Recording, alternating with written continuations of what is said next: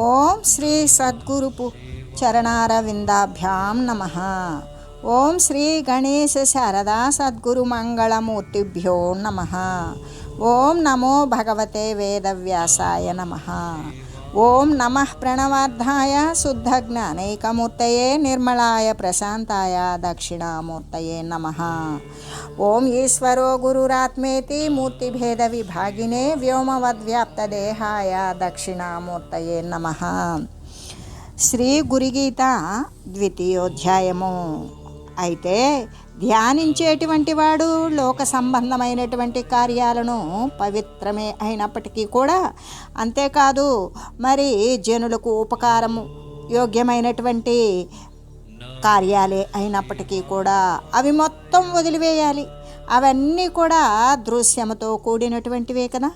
కేవలము స్వరూపానుసంధానానికి ఇవన్నీ కూడా భంగకరాలే. అందుచేతనే శ్రీ గురుదేవులు ధ్యానానికి ఆటంకాలయ్యేటువంటి సత్కార్యాలను కూడా వదిలివేయాలి అని చెప్పేటువంటిదే మహా ఉపదేశం. ఏ యొక్క ఆత్మతత్వ విచారణ అది మాత్రమే ముఖ్యము అని చెబుతూ సర్వదా ఏ విధంగా అంటే రత్నాల వ్యాపారం చేసేటువంటి వాడు చిల్లర దుకాణాన్ని పెట్టుకున్నట్లుగానే శ్రీ గురు పాదారవింద స్మరణము కేవలము చైతన్యము, దృశ్యానికి అతీతమైనటువంటిది, కేవలం శుద్ధ చైతన్యవంతమైనది, మహా ఉత్తమమైనది, సర్వకర్మలు కూడా వదిలివేయబడినటువంటి పరబ్రహ్మ స్వరూపమే అయింది. అయితే అనేక కోటి జన్మకృత సుకృతాలకి పరాకాష్ట అయింది. ఇన్ని మాటలేలా అటువంటి ధ్యానం చేస్తూ ఉన్నటువంటి స్వయంగా సర్వదృశ్యాలు కూడా నశించిపోయి వాడు ఆత్మారాముడే అగుచూ ఉన్నాడు అని అందుకే ఇది శ్రీ గురువర్యుని యొక్క పాదారవింద స్మరణం చేసిన వారికి ఆ నమస్కారం అనేటువంటి దాని యొక్క ప్రయోజనం ఈ విధంగా సిద్ధిస్తుంది అని తెలియజేస్తూ, లౌకిక ధర్మతో యాతి జ్ఞానహీనో భవార్ణవే జ్ఞానభావే చ యత్సర్వం కర్మ నిష్కర్మస్యామ్యతి. లోక సంబంధ కార్యాలు ధర్మముతో కూడినను జ్ఞానాన్ని కలిగింపజాలవు అనే చెప్పుచూ ఉన్నారు. ఏ విధంగా అంటే లోక సంబంధమైనటువంటి కార్యాలు అంటే లోకులకు ఉపయోగపడే కార్యాలు కానీ, ఇంకా ఇతర సేవా ధర్మాలు కానీ, ఇంకా ఇతరమైనటువంటి ఈ యజ్ఞయాగ తప క్రతువులు, ఇటువంటివన్నీ కూడా దేన్ని అంటే ఇవన్నీ ధర్మంతోనే కూడి ఉంటాయి. లోక సంబంధమైనటువంటి కార్యాలు, లోక సంబంధం ఏంటి అంటే దేహ సంబంధమే. ఈ దేహ సంబంధమైనటువంటి కార్యాలు అన్నీ కూడా ధర్మయుక్తంగానే ఉంటాయి. అవతల వారిని మోసం చేయకపోయినా, మరి అవతల వాళ్ళని ఏమాత్రము వంచన లేకపోయినా, మరి ఇతరులకు ఉపయోగపడే కార్యాలే అయినా కూడా తన యొక్క ఏకాగ్రతకు భంగం కలిగించి తన ధ్యానానికి ఆటంకాలే అయినటువంటి ఏ కార్యాలైతే ఉంటాయో అవన్నీ కూడా జ్ఞానం కలిగించవు అని చెబుతూ, జ్ఞానాన్ని కలిగింపజేసేది కేవలం శ్రీ గురుమూర్తి బోధించినటువంటి ఆ యొక్క బోధ ద్వారా, ఆ జ్ఞానం ద్వారానే జ్ఞానం కలుగుతుంది. అంతేకాని ఇటువంటి లోకాచరణమైనటువంటి ఈ ధర్మబద్ధమే అయినప్పటికీ కూడా ఆ కర్మాచరణ అంతా కూడా ఏం కలిగిస్తుంది అంటే పుణ్య విశేషాన్ని కలిగిస్తుందేమో, పుణ్యాన్ని, అంతకంటే ఎక్కువ పుణ్యాన్ని కలిగిస్తుంది. అంతేగాని అవేవి కూడా జ్ఞానాన్ని ఎప్పటికీ కలిగించలేవు.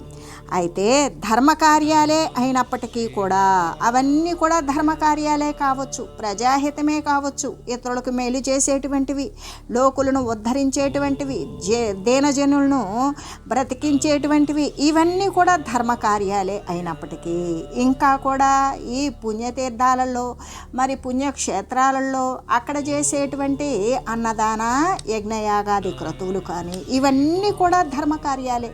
వీటి వల్ల ఆ మనుషుడు సంపాదించేది కేవలము పుణ్యము మాత్రమే సంపాదిస్తాడు అని చెబుతూ, అటువంటి ధర్మకార్యాలు అయినప్పటికీ కూడా అంటే లోకానికంతటికీ కూడా మహా ఉపకారాన్ని చేసేవే అయినా, బావులు త్రవ్వించినా, కాలువలు త్రయించినా, రోడ్లు వేయించినా, రోడ్ల ప్రక్క చెట్లు నాటించినా, ఎన్ని చేసినప్పటికీ కూడా ఇవన్నీ కూడా లోకానికి సంబంధించినటువంటివి. మరి లోకానికి గొప్ప ఉపకారాన్నే చేసేటువంటివే అయినప్పటికీ కూడా బ్రహ్మ దేవతలకు దుర్గమమైనటువంటి మహోత్తమమగు నిత్య సుఖ స్వరూపమైన స్వరూప ధ్యానానికి ప్రతికూలాలే అవుతాయి. కాబట్టి ముక్తిని కోరేటువంటి వాడు వాటినల్లా కూడా వదిలివేయాలి. ఎవరికి అంటే లోకోపకారం చేసేటువంటి ప్రతి ఒక్కరికి కూడా, బ్రహ్మాది దేవతలకు సైతం. ఇప్పుడు బ్రహ్మదేవుడు ఉన్నాడు, సృజన కార్యంలో ఆయన యొక్క ధ్యాన శక్తిని పెంచుకోగలడా? ధ్యాన శక్తి ద్వారా సృష్టి కార్యాన్ని చేస్తూ ఉన్నాడు. అంతేకాని ధ్యానం ఆపేసిన తర్వాత సృష్టిని చేసి, సృష్టి చేసిన తర్వాత ధ్యానం చేయాలంటే తను సృజన కార్యంలో ఏమేమి చేశామో అనేటువంటి దానితో ధ్యానంలో ఆయన యొక్క మనసు చెలించినట్లుగానే దేవతలు కూడా ఈ యొక్క పుణ్యకార్యాలు, గొప్ప గొప్ప విశేషమైన కార్యాలు చేస్తూ ధ్యానాన్ని చేయడం అనేటువంటిది కుదరదు. ఎందుకు అంటే అక్కడ ముందు చేసినటువంటి కర్మవాసనలు ధ్యానంలో కూర్చున్నప్పుడు మనసును చిత్తాన్ని చెలింపజేస్తూ ఉన్నాయి. ధ్యానము అనేటువంటిది సక్రమంగా రాదు. అదొకటి. ధ్యానము లేని ద్వారా జ్ఞానము అనేటువంటిది అభ్యసించలేము, ఎటువంటి జ్ఞానబోధ కలగదు.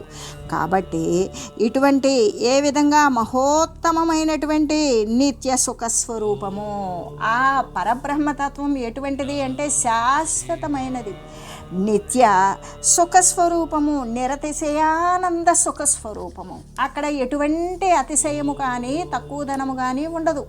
ఏ విధంగా సమస్థితిలో ఉన్నటువంటి సుఖం. ఏ సుఖం? పరమసుఖం. పరమసుఖము అంటే శాశ్వతమైన సుఖము.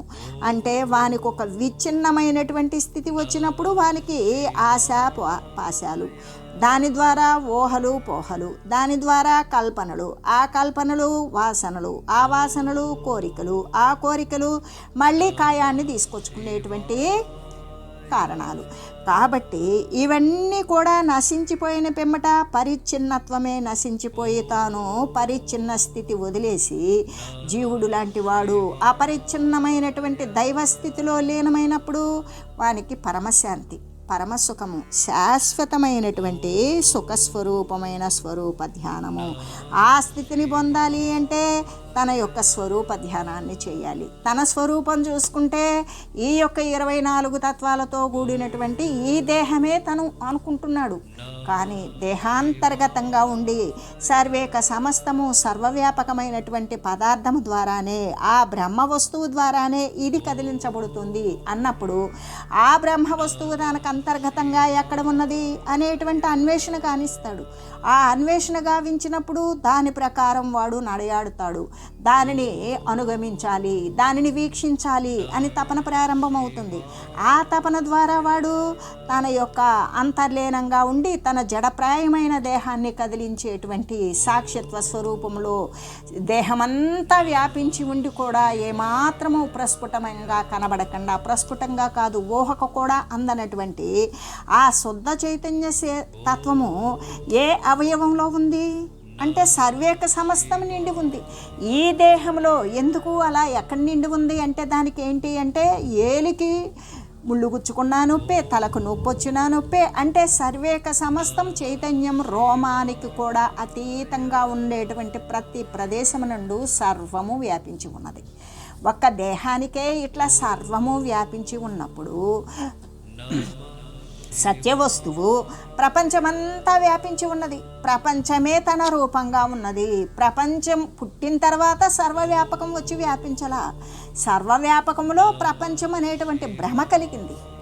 ఆ యొక్క ఏ పంచతన్మాత్రలు అయితే ఉంటాయో శబ్దస్పర్శ రూపరసగంధాలు ఆధారంగానే ఈ యొక్క పంచభూత సమ్మిశ్రితం అనేటువంటిది కొనసాగింది.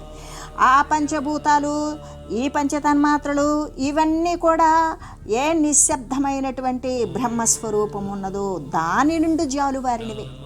అంతేకాని అది పంచభూతాలు ఉన్నా పరబ్రహ్మస్థితి నుండే ఉన్నది. పంచభూతాలు లేకపోయినా ఉండేటువంటిది పరబ్రహ్మ వస్తువే. కాబట్టి ఈ శరీరాంతర్గతంగా ఉన్నటువంటి ఏ విశుద్ధ చైతన్య వస్తువు అయితే ఉన్నదో దానిని చూడాలి అని ధ్యానిస్తాడు. ఆ ధ్యానం అనేటువంటిది సర్వవ్యాపకమై అతి సూక్ష్మమై తనను తాను మరిచిపోయేటువంటి స్థితికి వచ్చేటప్పుడు తన స్వరూపం అనేటువంటిది సాక్షాత్కరింపబడుతుంది. తనకి సర్వేంద్రియ ఇంద్రియాల యొక్క దుఃఖోపశమనం అనేటువంటిది ఎప్పుడు జరుగుతుందో, తన యొక్క దేహం మరుపు ఎప్పుడైతే జరుగుతుందో, ఏది ఒకటి తీసివేస్తే మరొకటి ఉన్నది, అది అజ్ఞానం అనే ముసుగు తీసేస్తే జ్ఞానము అనే సుఖస్వరూపమైనటువంటి ఆ యొక్క సాక్షిత్వ స్వరూపం సాక్షాత్కరింపబడుతుంది. కాబట్టి ఇక్కడ ఎన్ని మహోపకారాలతో ఉన్నటువంటి లోక సంబంధితమైన, విషయ సంబంధితమైన, దృశ్య సంబంధితమైన ధర్మాచరణతో కూడినటువంటి కర్మలు అనేకం చేసినా, ఎంతమందికి ఉపయోగపడినా, మహోపకారాలే అయినా, ధర్మాలే అయినా, లోకులను ఉద్ధరించేదే అయినా, ఇవన్నీ కూడా వదిలివేయాలి అని శ్రీ సద్గురుదేవులు ఆదేశిస్తూ, ఒకవేళ గనక అలా వదిలివేయలేదో వీని యొక్క ధ్యానానికి భంగమే.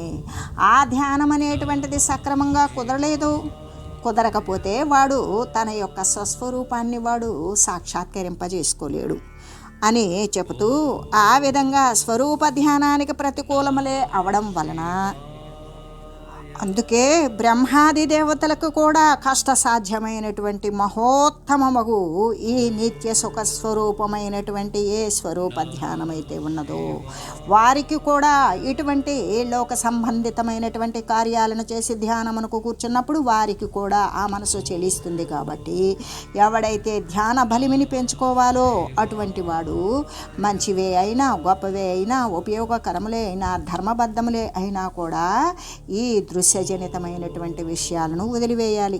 అలా వదిలేసి అలా వదిలివేయలేదనుకో, తన యొక్క స్వరూప ధ్యానము దానికి భంగం కలిగితే ఆ స్వరూపాన్ని సాక్షాత్కరించుకోలేడు, తన స్వస్వరూపాన్ని తను ఎరగలేడు. అటువంటి దానికి అది ప్రతికూలమే అవ్వడం చేత అది వ్యతిరేకమే అవుతుంది. ఏ విధంగా? అది ఆటంకంగానే నిలుస్తుంది. కాబట్టి ముక్తిని చెందాలి అనుకునేటువంటి వాడు ధ్యానాన్ని సానుకూలంగా సాధించుకోవాలి అనుకునేటువంటి వాడు ఎల్లప్పుడూ కూడా ఇటువంటి వాటిని అన్నింటినీ కూడా వదిలివేయాలి. అంతేకాదు, దృశ్య కార్యాల వలన స్వరూపం యొక్క విస్మృతి కలుగుతూ ఉంటుంది కదా. ఎలాగంటే, ఏ దృశ్య కార్యాలైతే ఉంటాయో, ఏ లోక సంబంధమైనటువంటి కార్యాలైతే ఉంటాయో వాటి ద్వారా ఏమవుతుంది అంటే స్వరూపం యొక్క ఉండేటువంటి ఆ ఒక్క మనసు పరమాత్మను ధ్యానిస్తే ఈ యొక్క పరిసరాలు, ప్రకృతి సంబంధమైనటువంటి దృశ్యాలు మరుపు చెందుతుంది. ప్రకృతి యందు తన యొక్క విషయ సేవనం కొనసాగిస్తే పరమాత్మ విస్మృతి కలుగుతుంది. కాబట్టి ఉన్నటువంటి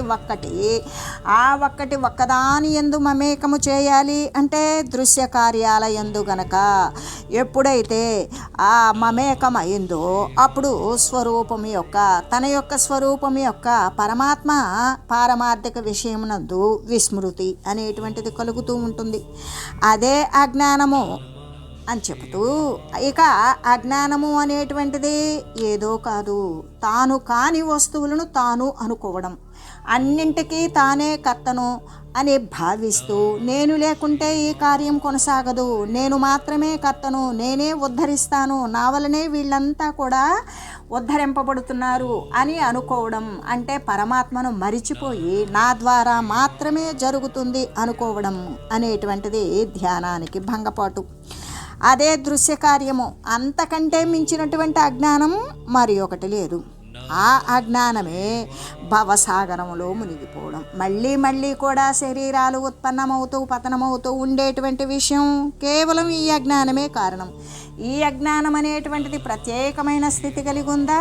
కాదు. ప్రకృతి విషయాలలో, ధర్మబద్ధమైనటువంటి విషయాలలోనే నేను చేసేది మంచి, నేను ఉండేది గొప్ప, నేను చెప్పేది మహనీయత్వం అని ఎప్పుడైతే ఆపాదించుకొని దృశ్య పదార్థాల యందు మమేకమవుతాడో దాని ద్వారానే వాడు అజ్ఞానము అంటే ఇది నేను చేసేది మంచి అనేటువంటి మిషతోటి తనకు తానే కారణం చూపించుకొని తన అజ్ఞాన ముసుగుని తనే ధరిస్తున్నాడు.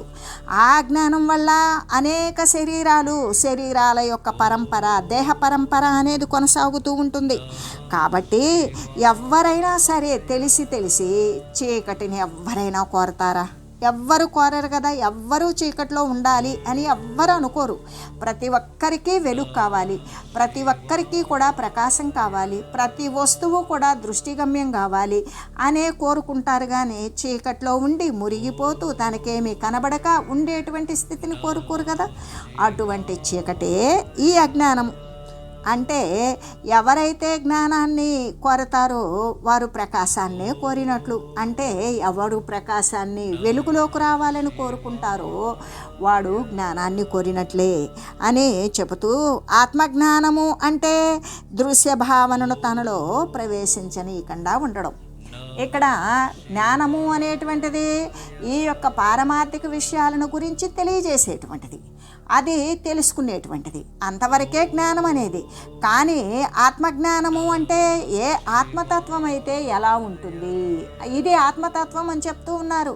లోపల సర్వేక సమస్తమైనటువంటి సర్వజీవరాశికి అంతర్గతంగా అంతర్లీనంగా బాహ్యమునందు భావమునందు వెలుపల అంతరమున ఉన్నటువంటి ఏ కదిలించేటువంటి విశుద్ధ చైతన్యం వల్లే ప్రతి వస్తువుకి కూడా చేతన కలుగుతున్నది అని ఎవడైతే మరి సాధారణమైనటువంటి జ్ఞానాన్ని గురించి విచారిస్తాడో వానికి లోపల ఉన్నటువంటి ఆ ఆత్మతత్వాన్ని, ఆత్మజ్ఞానాన్ని పొందాలని, ఆత్మతత్వాన్ని పరిశోధించాలని, తన యొక్క ఆత్మను తను సందర్శించాలి అనే కోరిక, ఉత్సాహం అనేది ఇనుమడిస్తాయి.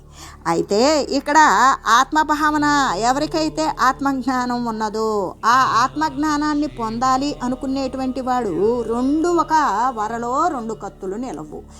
ఒక వరకి ఒక కత్తే ఉన్నట్లుగానే ఇక్కడ ఉండేటువంటి ఒకే మనసుకి రెండు భావాలు ఏకకాలంలో అనేటువంటిది జరగదు కదా. అజ్ఞానము జ్ఞానము అనేటువంటిది రెండు ఏకకాలంలో జరగదు. అజ్ఞానము నశిస్తే జ్ఞానము వచ్చి చేరుతుంది. జ్ఞానం వచ్చి చేరినప్పుడు మాత్రమే అజ్ఞానము నశిస్తుంది. అంతేకాని ఇప్పుడు జ్ఞానము కొంత అజ్ఞానము కొంత ఉండేటువంటిది ఇదంతా మనం జ్ఞానము అనుకుంటామే, కానీ ఇదంతా దృశ్య సంబంధమైనటువంటి అజ్ఞాన ఆవరణే. ఎంతో తెలిసినట్లు, ఏమో తెలిసినట్లు, ఎవరినో ఉద్ధరించినట్లు, ముందు మనల్ని మనం ఉద్ధరించుకోలేనప్పుడు ఇతరులను ఉద్ధరించగలిగినటువంటి జ్ఞానం మనకుంటే దృశ్య సంబంధమైనటువంటి వెంపర్లాట అనేటువంటిది ఉండదు కదా. కాబట్టి ఈ దృశ్య సంబంధమైన కార్యానికి మళ్ళీ ఏమని పేరు పెట్టేసుకుంటాము? ధర్మకార్యము. నేను అవతల వారిని ఉద్ధరించేస్తున్నాను. అక్కడికి మొట్టమొదట నాకు నేను ఉద్ధరించబడితే నన్ను ఆశ్రయించిన వాడు ఉద్ధరించబడతాడు. నేనే కష్టాల కాడల్లో ఉన్నప్పుడు, నేనే దృశ్య సంబంధ విషయాలలో దొర్లుతూ ఉన్నప్పుడు నీకు దృశ్య సంబంధ విషయాలను ఏ విధంగా తొలగించగలను? అది సాధ్యపడుతుందా? అందుకే ఆత్మజ్ఞానం కోరుకునేటువంటి వాడు దృశ్య భావనను తనలో నుండి, అసలు దృశ్య భావన అనేటువంటిది తనలో ప్రవేశించకుండానే ప్రవేశించేటువంటి అవకాశాన్ని ప్రతిదాన్ని కూడా దూరం చేస్తాడు. ఆ విధంగా ఆత్మభావనను గనక మరుపుగలగనీయకుండా ఉన్నప్పుడు మాత్రమే మరి ఏ విధంగా అజ్ఞానము అనేటువంటిది అంటకుండా చూసుకుంటాడు. దృశ్య సంబంధమైనటువంటి విషయాలను దూరీకరిస్తాడు. ఆత్మభావనని ఎప్పటికీ కూడా మరుపరాకుండా ఎల్లవేళలా జాగరూకతతో తన యందు తాను రమిస్తూ ఉంటాడు. అటువంటి వాడు మరి జాగ్రత్తగా తన యందు ఎటువంటి అజ్ఞానము అనేటువంటిది లేశమాత్రం కూడా కలగనీయకుండా ఉండేటువంటిది, తన యొక్క ఆత్మస్వరూపాన్ని ఒక్క క్షణం కూడా మరుపు చెందకుండా దానినే గమనిస్తూ స్మరిస్తూ వీక్షిస్తూ ఉండేటువంటి వాడు మాత్రమే మోక్షకాముడు అవుతాడు. అంటే మోక్షాన్ని పొందాలి అనేటువంటి వానికి యోగ్యత ఏంటి అంటే తన యందు తాను వీక్షించుట. తనను తాను వీక్షించుట అంటే ఇక్కడ ఎదురుగ్గా అద్దం ఉంటే ఆ అద్దంలో మనల్ని మనం మన శరీరాన్ని చూసుకుంటాం. ఆ అద్దము అస్థిరమే, దేహము అస్థిరమే. కానీ దేహాంతర్గతంగా ఉన్నటువంటి ఏ ఆత్మస్వరూపము ఉండి శరీరాన్ని దేహాన్ని కదిలిస్తుందో దానిని చూడాలి అంటే ఆత్మ జ్ఞానము అనేటువంటి దర్పణం అవసరం. అదే వివేకము అనే కన్ను. ఆ వివేకము అనేటువంటి కంటితోటి ప్రతి వస్తువుని గమనించగలుగుతాం, చూడగలుగుతాం, ప్రత్యక్షంగా చూడగలుగుతాం. ఆ ప్రత్యక్షంగా చూడగలిగేటువంటి స్థితి కోసమే బలమైనటువంటి ఏకాగ్రమైనటువంటి రెండవది లేనిది అయినా ఆ ధ్యానము అనేటువంటిది కొనసాగాలి. ఆ ధ్యానములో తన యందు తాను ధ్యాస ఉంచి తనను తాను ధ్యానించి తన స్వరూపాన్ని యందు తనే ధ్యాస పెట్టి తనను తాను దర్శించుకోవడం, అదే ఆత్మజ్ఞానం అని చెబుతూ, ఇటువంటి ధ్యానం కనుక నిరంతరము ఉన్నట్లయితే, ఎవరికైతే ఇటువంటి ధ్యానం నిరంతరం ఉంటుందో, ఆ ధ్యానము ఎవరికైతే బలపడుతుందో, నిలకడగా ఉంటుందో, ఆ ధ్యానం ద్వారానే వాడికి జ్ఞానము అనేది లభిస్తుంది.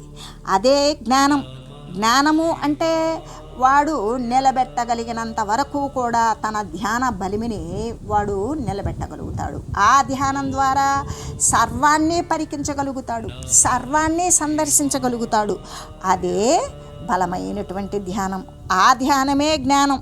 కాబట్టి ఈ దృశ్యవాసన రూపములైనటువంటి లౌకిక ధర్మాలు ఏవైతే ఉన్నవో, అయితే ఈ దృశ్యవాసనలు అంటే మంచివే అయినా గొప్పవే అయినా మహనీయత్వంతో కలిగి ఉన్నప్పటికీ, ఇతరులను ఉద్ధరించేవే అయినప్పటికీ, ఈ లౌకిక ధర్మాలు ఇవన్నీ కూడా ఏ విధంగా అంటే స్వరూప విస్మృతి హేతువులే అవడం వలన వాటిని విసర్జించి వేయాలి. తన యొక్క స్వరూపాన్ని తనను తాను గమనించాలి, తన యందు తాను ధ్యాస పెట్టాలి. తన స్వరూపమే పరబ్రహ్మ స్వరూపము, సర్వవ్యాపకమైన పరబ్రహ్మము అన్నప్పుడు తన యందు ఉన్నది పరబ్రహ్మ స్వరూపమే కదా. అంతటా అయితే మనం వీక్షించలేము. ఒక పరిమితమైనటువంటి దేహమునందున్న ఆ దేహము ఏది? తనదే, తనే అయ్యున్నాడు. తన దేహమునందున్నటువంటి చేతనవంతం కలిగించేటువంటి విశుద్ధ చైతన్యాన్ని తను చూడాలి అని వాడు ధ్యాస పెట్టి ధ్యానం చేసి దాన్నే వీక్షిస్తూ దానికోసమే మాట్లాడుతూ దాని సంబంధంతో ఉంటూ ఈ విధంగా దానిని పొందాలి అని వాడు ధ్యానించేటువంటి వాడు ఏం చేస్తాడు అంటే, ధ్యానాన్ని చేసేటప్పుడు ఈ లోక సంబంధమైనటువంటి మహోపకారాలైనా సరే సర్వం కూడా వాటిని వదిలివేయాలి. ఎందుకు అంటే తన యొక్క స్వరూప విస్మృతి, వాటి యందు ధ్యాస పెట్టినప్పుడు తన స్వరూపం అనేటువంటిది మరుపు వస్తుంది. దాని మీద ఏమాత్రము సంకల్పానికి మూలమైనటువంటి మరి చాలా సూక్ష్మమైనటువంటి సంకల్పం ద్వారా అయినా సరే స్వరూప విస్మృతి, తన యొక్క స్థితిని తను గమనించలేకపోతాడు. ఇక్కడ స్థూలంగా చెప్పుకునేటువంటిది కాదు, నేను రెండును కాదు చాలా వాటిని ఒకేసారి గమనించగలను. ఆ తెలివి వేరు, అది దృశ్య సంబంధమైన తెలివి. అయితే పారమార్థికమైనటువంటి తెలివి సర్వేక సమస్తమైనటువంటి ఏ తెలివికి అందే వస్తువులైతే ఉన్నవో అవన్నీ వర్జించినప్పుడు మాత్రమే మిగిలి ఉన్నటువంటి పరిస్థితి ఏదైతే ఉంటుందో అదే తానై ఉంటాడు. అదే జ్ఞానము. ఆ స్వరూప విస్మృతి హేతువు ఏవైతే ఉన్నాయో వాటిని పూర్తిగా విసర్జించాలి, వాటిని పూర్తిగా వదిలివేయాలి అని తెలియజేస్తూ, ఓం మంగళం శ్రీ గురుదేవాయ మహనీయ గుణాత్మనే సర్వలోక శరణ్యాయ సాధురూపాయ మంగళం. ఓం లోక సమస్త సుఖినో భవంతు. ఓం శ్రీ సద్గురు పరబ్రహ్మార్పణమస్తు. ఓం తత్సత్.